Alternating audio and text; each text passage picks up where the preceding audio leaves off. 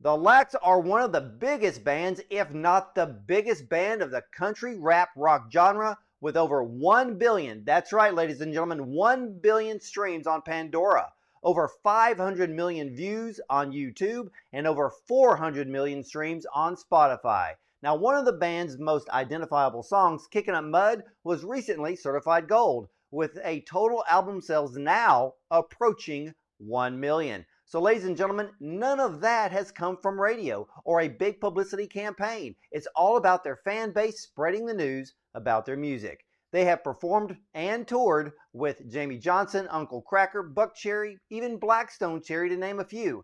And they are here today to talk about their brand new single, Hellraisers in Heaven, and so much more. So let's welcome Clay Sharpe of the LACS to the show. Welcome, Clay. Thank you. Thank you for having me. Man, I tell you what, I appreciate the Georgia Bulldog cap. So for all of you Georgia Bulldog fans out there, we went back to back, and maybe we'll do a three-peat. What do you think?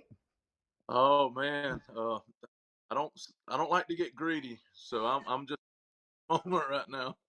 I got you. I got you. Well, hey, I got when I was reading the background on the group, I was stunned on the numbers.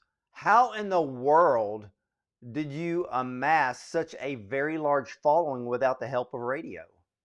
Man, it was crazy, and I still say this today. Like we wrote a song about mud bogging, expecting nobody in the country to get what we were talking about, and and our first tour, I think we would go up to Michigan, and they know every word of it, and I'm like, y'all mud bog up here, and they're like, yeah, yeah, that's a way of life, and I'm like, well, I didn't know the whole country loved a mud bog. I thought it was just a South Georgia thing. It's a Texas thing too.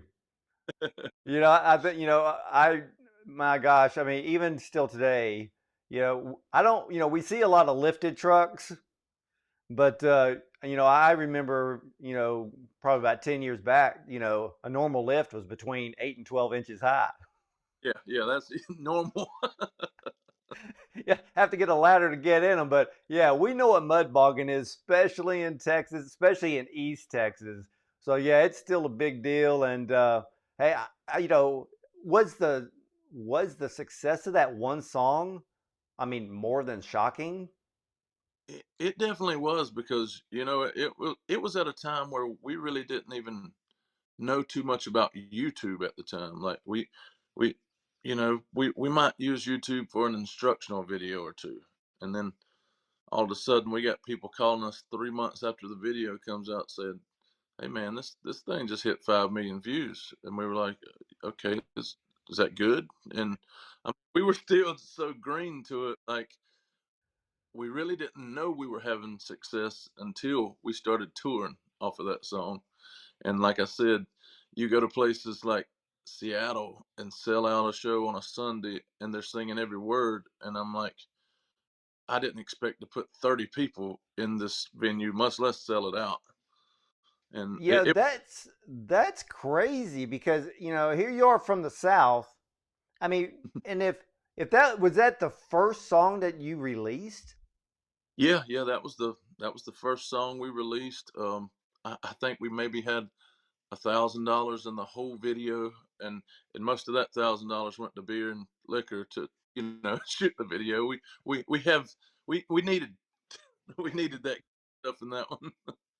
Well, how in the world did you start jumping in, creating a tour? I mean, were y'all just playing in the local area, and then Yeah, when did you decide to branch out to go out of state?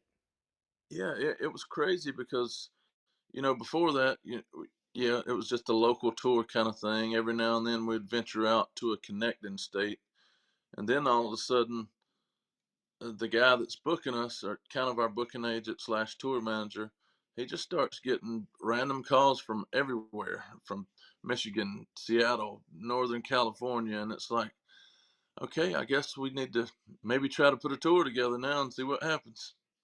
Wow. So, what was it like when you went on your first official tour? I mean, going were you like being the headliner in small venues, or did you jump in as being an opening act for a bigger act? Yeah, we were headliners in smaller venues. I mean, we even rented a Go RV camping RV to go to the West Coast to tour the first time, and it tore up on us like every other day. And but I mean, I wouldn't trade that for anything though, because that was one of the funnest tours I've ever been on still today. Well, how did the band come together?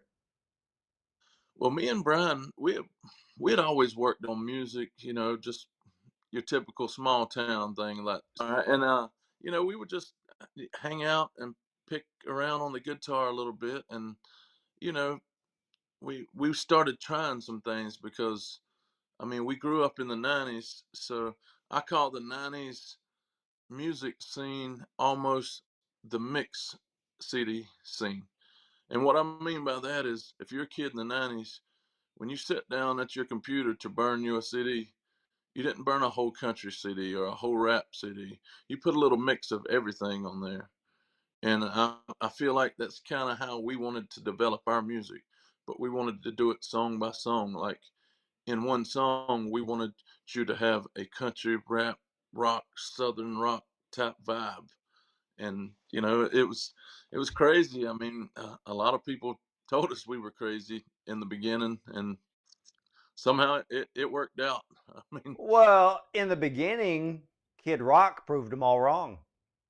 absolutely, You know, absolutely. he's the one that kind of put. I mean, in a way, he put that whole genre together, and he still stands. Well, I'm not going to say he stands alone because you guys are there. And just being mentioned with Kid Rock is awesome. And you're right. He proved them all wrong. He proved that. Look, don't put my music in a box.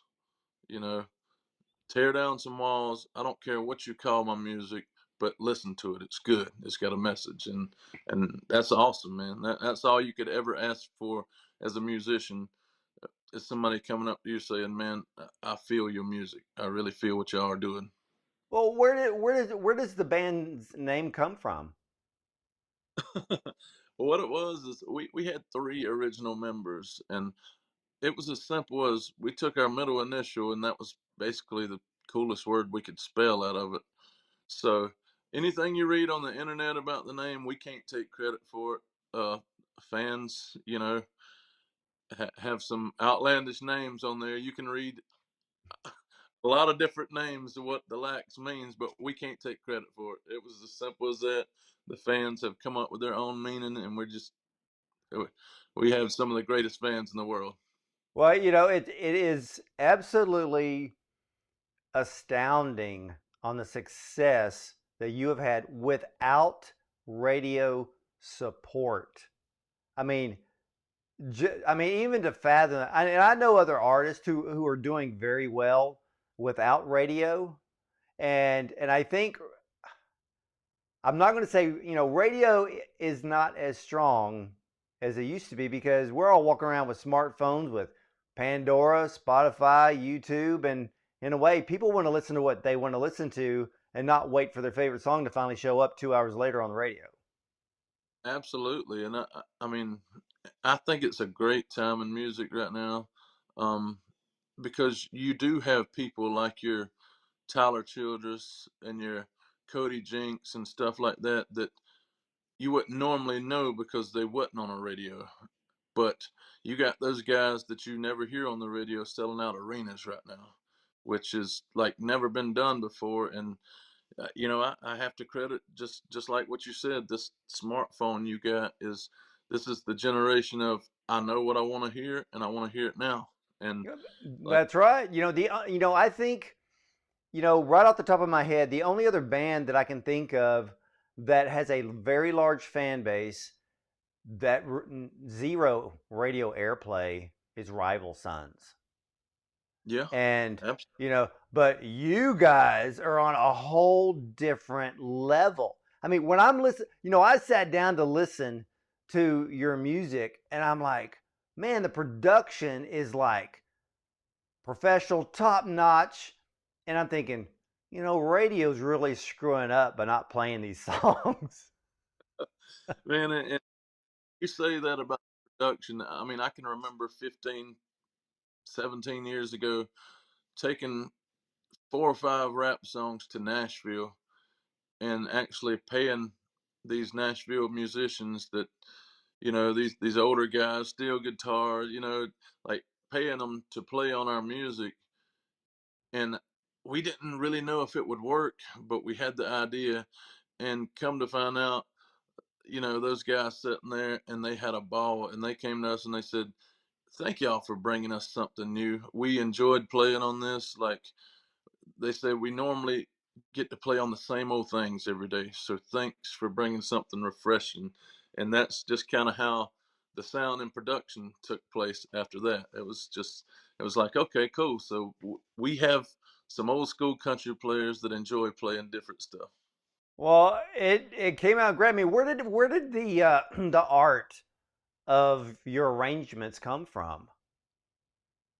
Oh man, you know, we try to put together like a blueprint of an album, and like I said, the mixed city genre. So we try to put 2 or 3 heavier rap songs on a on an album.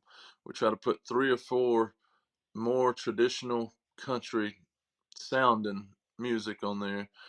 And then we do these hybrids that we think are dance songs or party songs, and kind of, and then you got to have 1 or 2 slow sad breakup songs too, or it's just not considered country.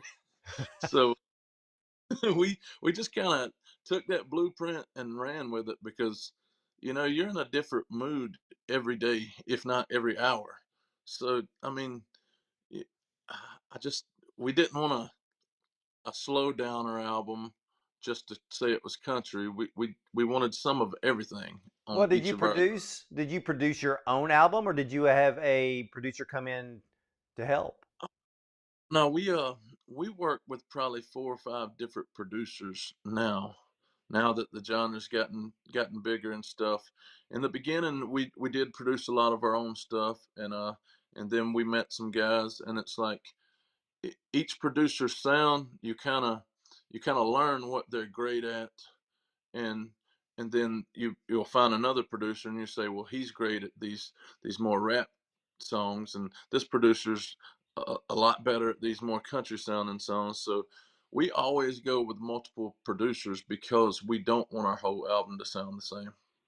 Well, that makes a whole lot of sense because I know, I mean, the majority of the recording acts out there deal with the same producer album after album.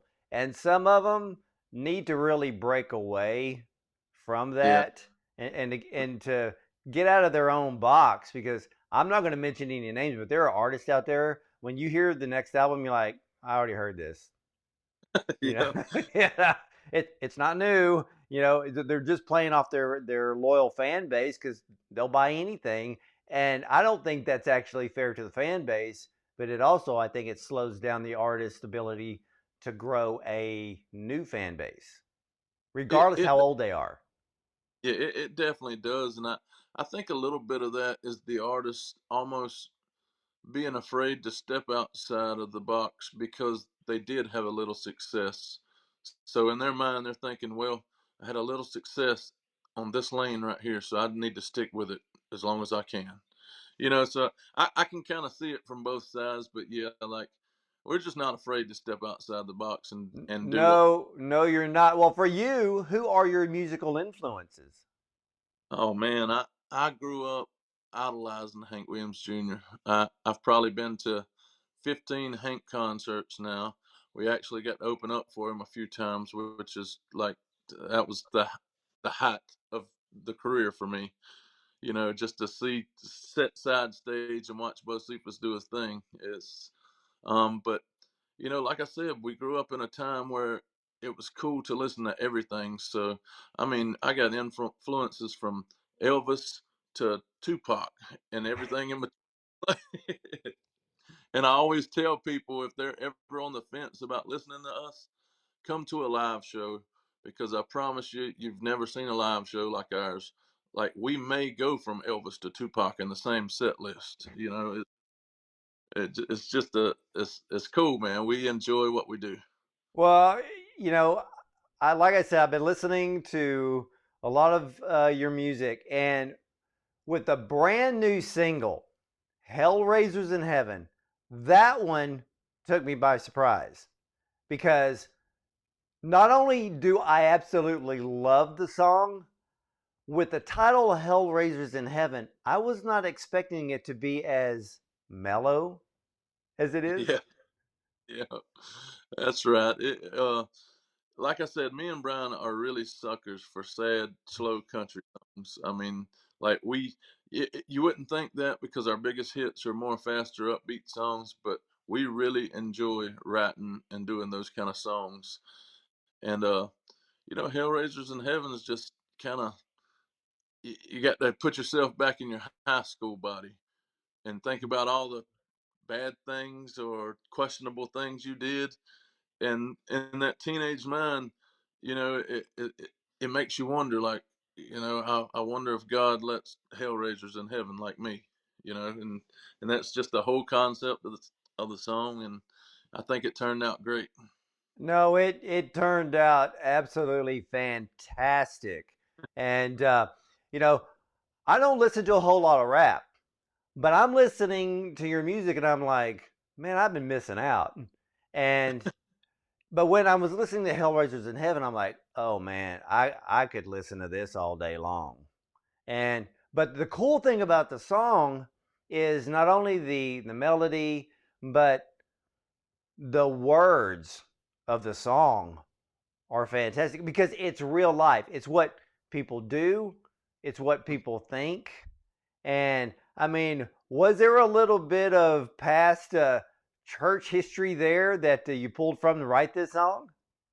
Absolutely, man. I mean, you know, I've been there way too many times, hung over on the back pew, like feeling like crap, and just feeling like the preacher's message was directly to me that Sunday.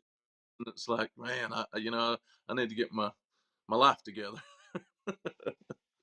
Well, when I was listening to the song, and because the lyrics are so good, I got to thinking. I'm thinking, you can't write lyrics like this unless you've lived it, unless you've been there, unless you're hung over in the back pew. But if you're in the back pew, at least the good news is you're there to hear the good news.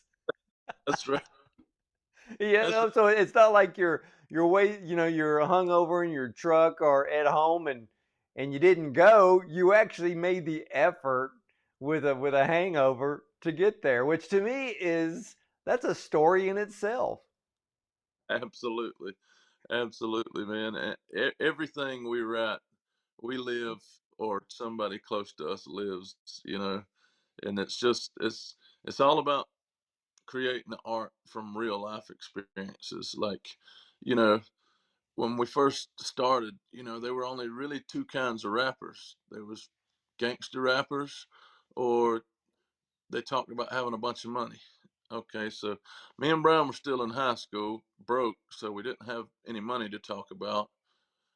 We ain't never shot anybody, so we couldn't talk about nothing gangster either. So, the only thing we could really talk about and be real was, hunting and fishing and riding dirt roads and, getting drunk and, stuff like we do in the country.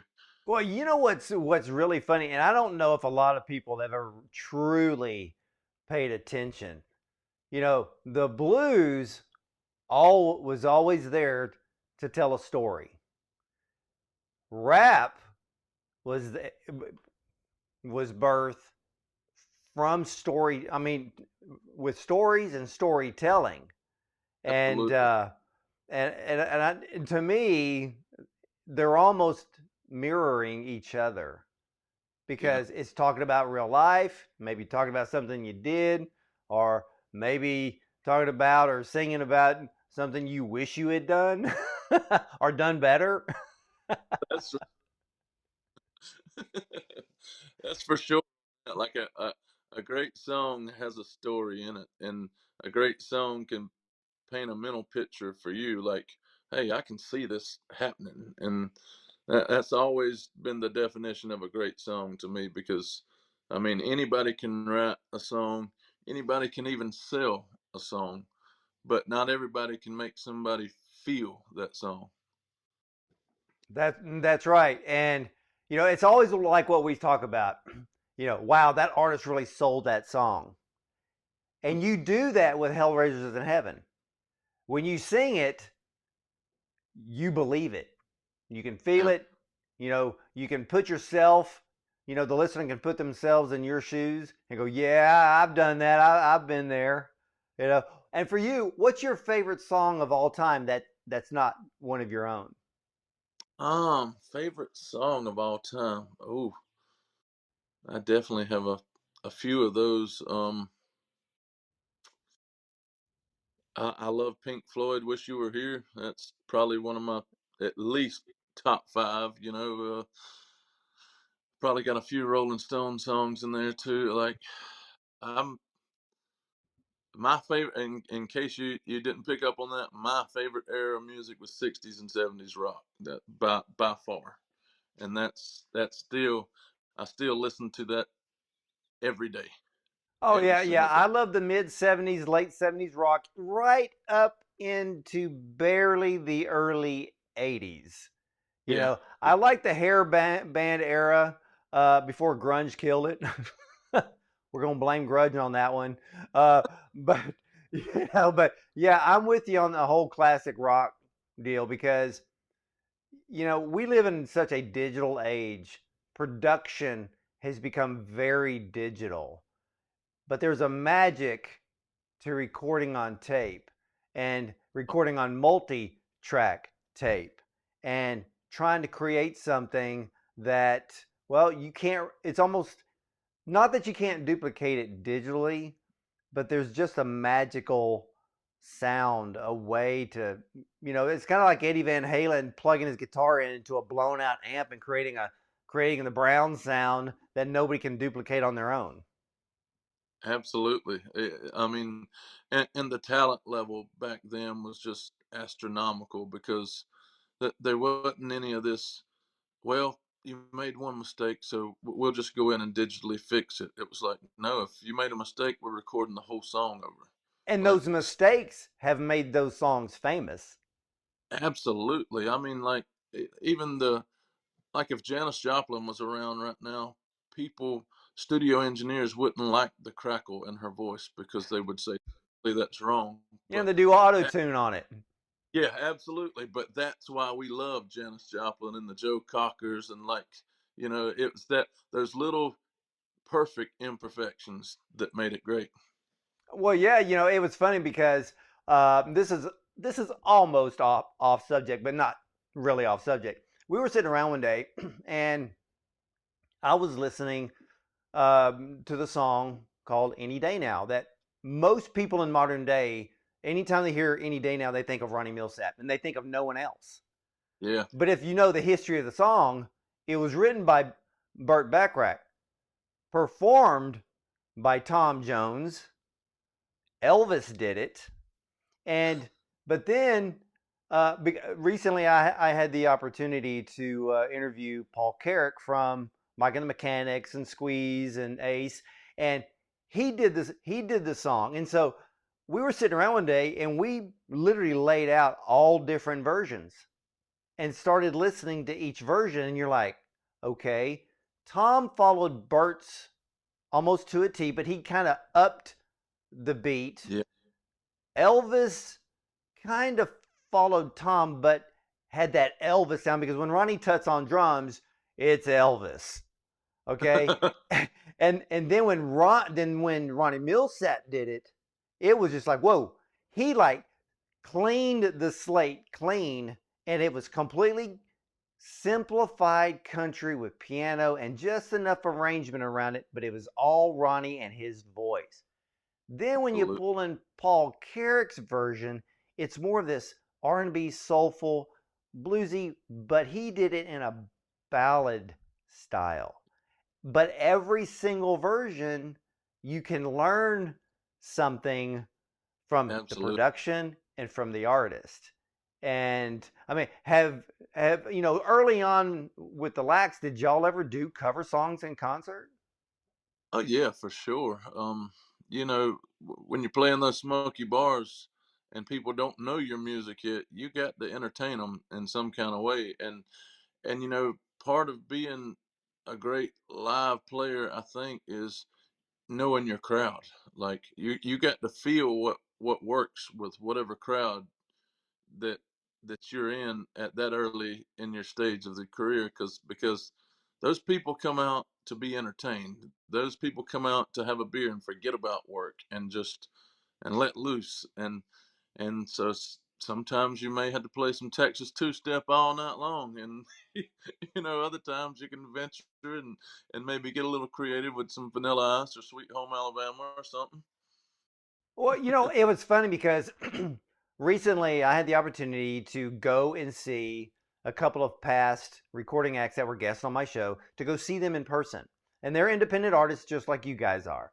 And with one of them, there was an opening act. And the guy's up there, and the guy's really good, but everybody's looking at their smartphones. Then he Yeah, pulled out a couple of 80s covers, and everybody perked up and really got into it. And I'm like, wow, you people kind of suck, man. This guy's up here putting out his own music, which is really good, but you only perk up on the stuff that you've heard 20, 30 years ago. But then, yeah, then I was talking with another duo, and we got to talking and talking about different venues in different cities. And I mentioned one, and they said, are they a listening crowd? And I've never really heard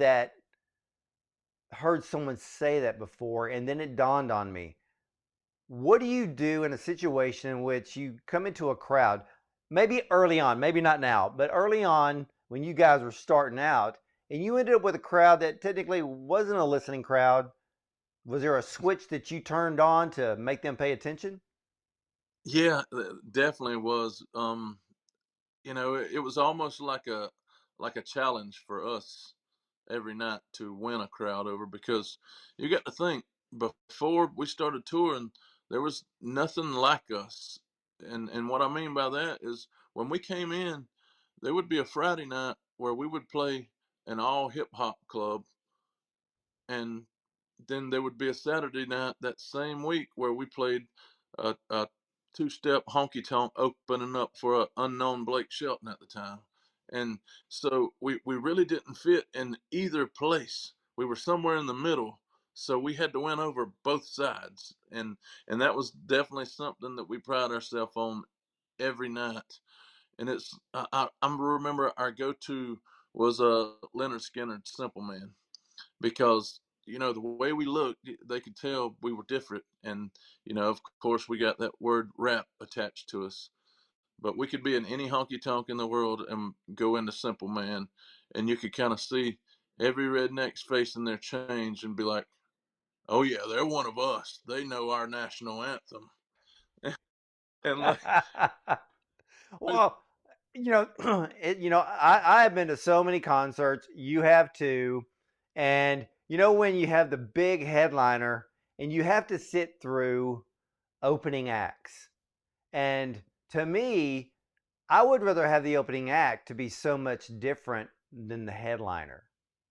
yeah, Because ab- we all know the story of Black Sabbath when Van Halen opened up, and Ozzy's like, I don't want to follow those guys. I mean, could you imagine? I mean, being a headliner and being scared that the opening act just showed you up. I mean, did you ab- all ever feel like when you opened up for somebody, we're like, yeah, we nailed this night. They're only going to remember us. that that was, I mean, I hate to say it, but that was our mindset. Like, you know, it, we would go up there with a chip on our shoulder and say, look, like, no disrespect to who we're opening up for, but we're going to try to blow them off the stage, like Jerry Lee Lewis killer style, like light the piano on fire. And so you can, and that was just our mindset. And it wasn't any disrespect. It was just that challenge. Like, okay, these people are here to see them. Let's make them leave remembering us. Well, did you ever have a headliner come up to you after the show or right before they were to go on thinking, man, you guys nailed it? Yeah, we've had a couple of congratulations.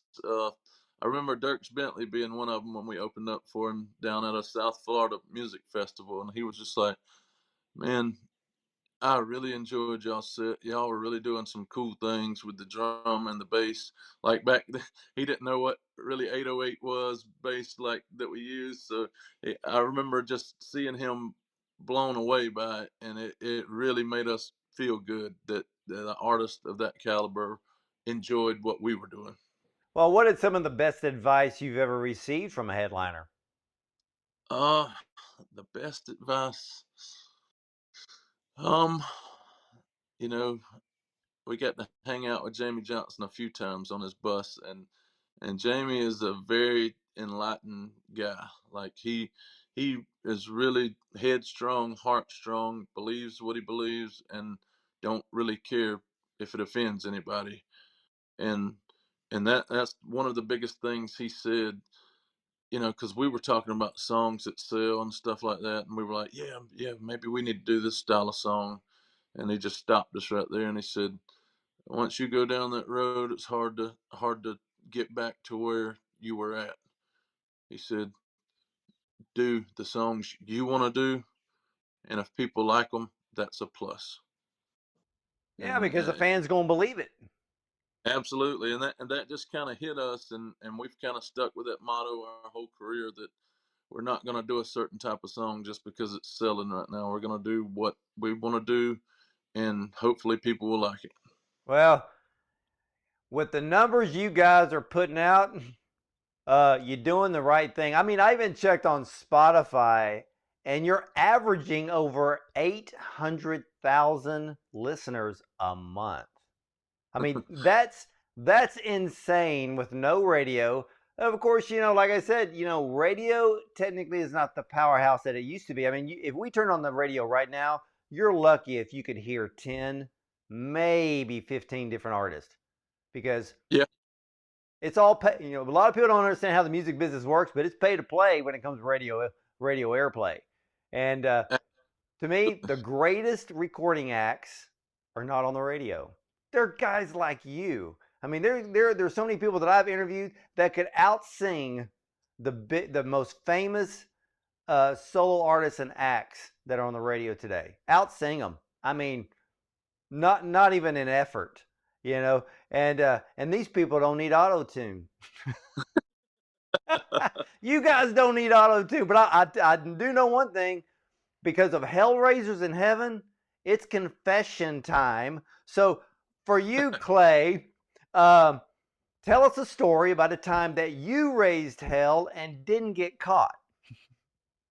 whew, I Because you have. knew if you did, you'd be in big trouble.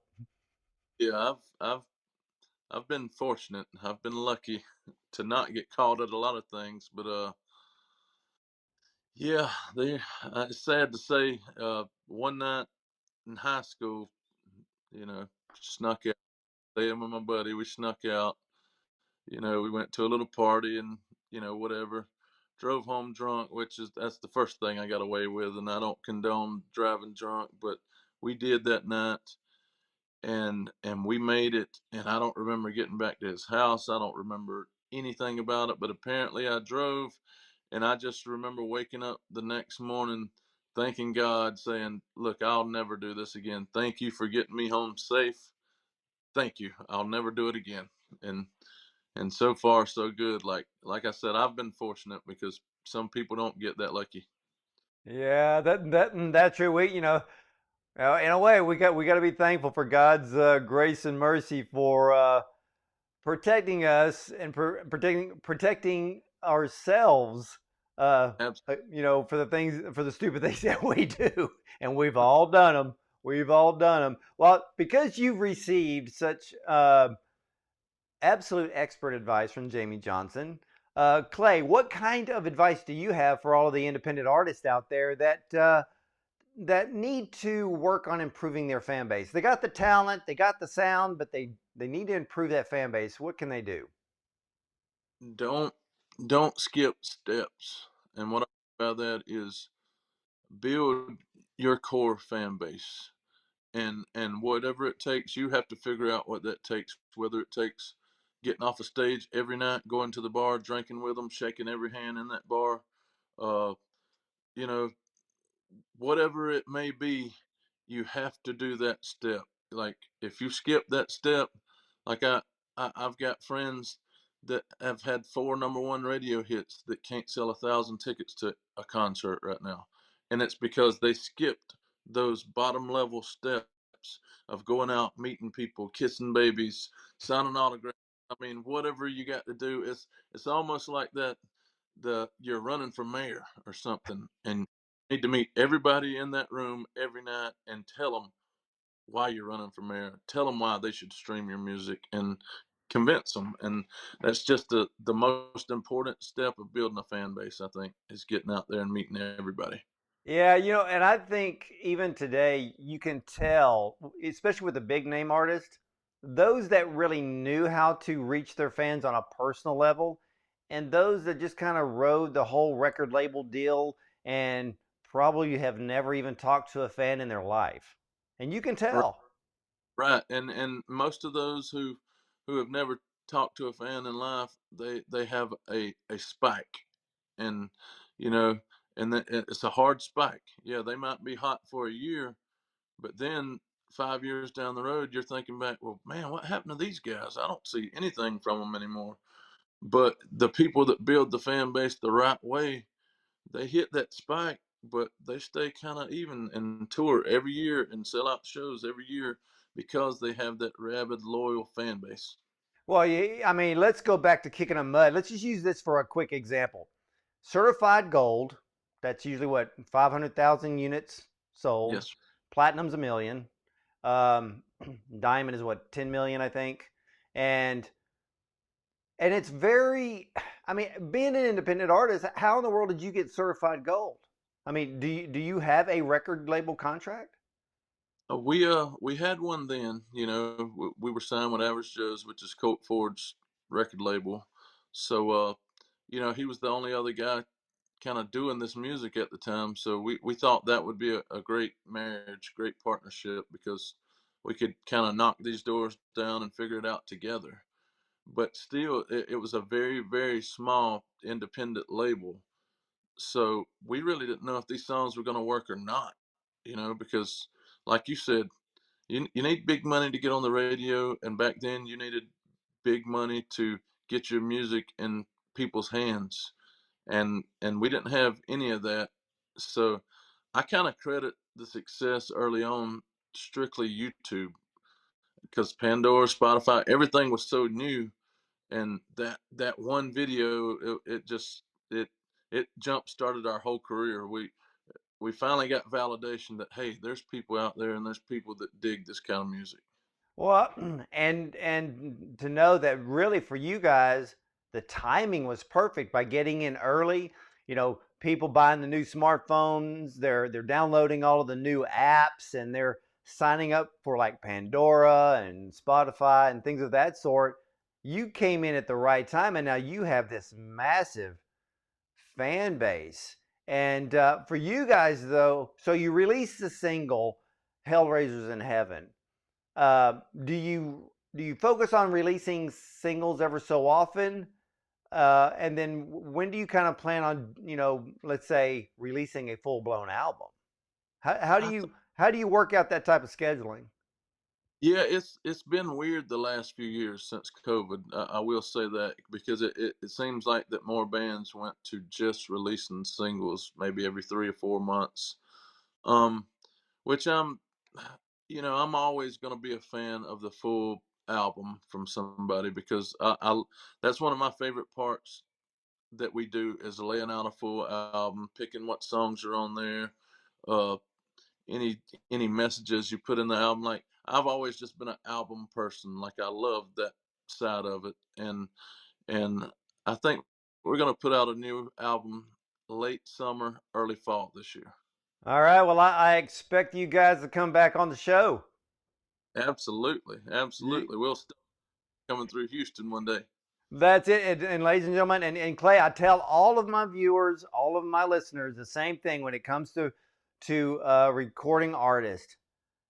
You buy the music, you buy the album, Buy the single if that's all you can get, and buy the merch. I got merch on right now. Whoop! I got merch on.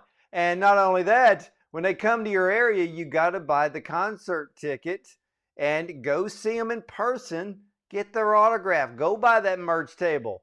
I do. I love supporting the independent recording artists out there, and the LACS are no different. Yeah, they have one of the largest fan bases I've ever seen.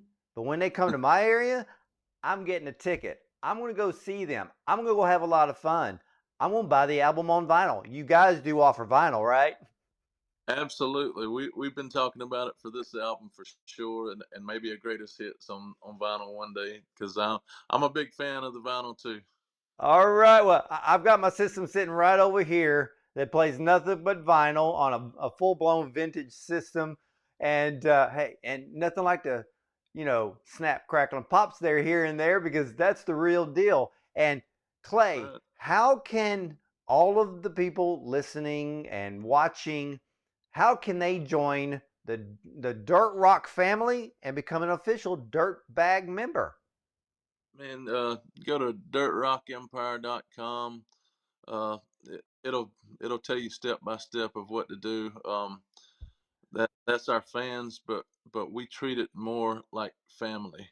And what we mean by that is we wanted to create a network of people that, for example, if you're driving to Oklahoma and your car breaks down on the interstate, we want to be able to go on there and say, hey, this is one of our people right here. If we got any fellow dirtbags around, can anybody go out and help him try to get his car? You know what I mean?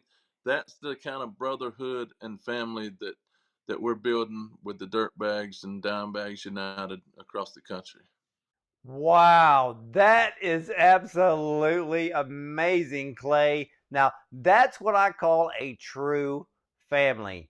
And ladies and gentlemen, you can't get that just anywhere. And to reach them, just simply go to thelax.net for all of their music, their merch, their tour information, and to join the Dirt Rock family and become a Dirtbag member. And be part of that real family that Clay just told everyone about. So, what's up for the rest of the year for the LACS? Oh man, we're touring as heavy as we can. We're gonna be looking to put out our next single maybe in 2 months, and then like I said, late summer really gear up to drop a whole album, which we're so excited for because we hadn't dropped a whole album in a couple years now. Like I said, it's just been singles since COVID, really. So it's like I said, this is one of my favorite parts is dropping the whole albums.